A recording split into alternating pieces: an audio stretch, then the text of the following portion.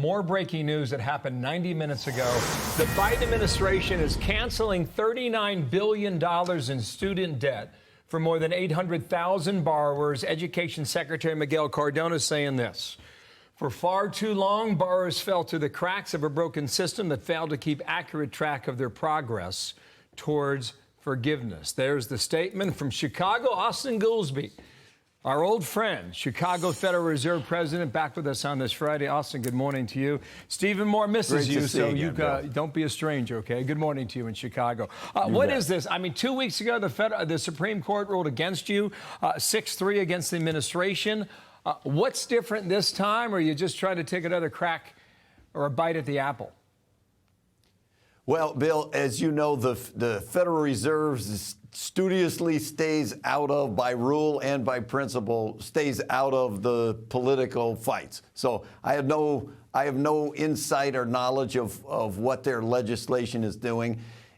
If this matter about student debt forgiveness is of front-rate concern to those students, but if you take the macroeconomy, it's not a materially large number that would make you think it's going to change the inflation rate or change the unemployment rate. And that's the law gives the Fed that job. You gotta tame inflation and maximize employment. So there may be a legal question in here. For that, we'll take it somewhere else, understanding your position there in Chicago. Now to the economy. The Costco COO just this week said Americans are changing their shopping habits, which indicates to them, based on history, Americans still fear a recession could come their way. You, however, 7 days ago talked about a golden path. Rising rates in the Federal Reserve, and no recession. Do you feel better, worse, or the same about that from a week later? Yeah, probably all of the above.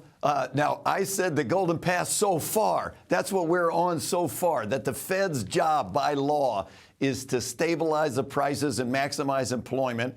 And if we can stabilize prices and get inflation down without a major recession, it's rare to be able to do that, but there is a path, and that will be a triumph if we can pull it off. Okay. Now, the best part of the economy, as you know, has been the job market, and the worst part has been inflation. It's at least promising that this week we got inflation numbers that show inflation is coming down at a pretty rapid clip, but it's still higher than where we want it, but it's making progress. Okay, so the whole idea about changing habits, that's a telltale sign. When people aren't buying meat and they're buying chicken, when they're buying cosmetics and candles, but they're delaying a lot of the other expenses, that could have a long-lasting impact on the economy. Quick answer on that.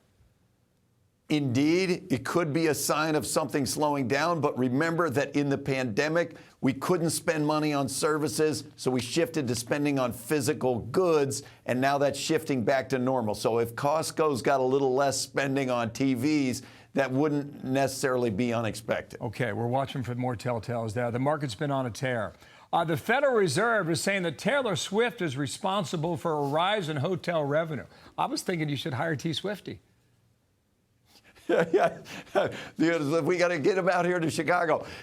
These Taylor Swift people, they like her so much. They went out and spent so much money that it showed up on the radar screen of the Philadelphia Fed and got in the Fed's beige book. So I don't know if Beyonce is going to have a response or what we're going to do. Okay.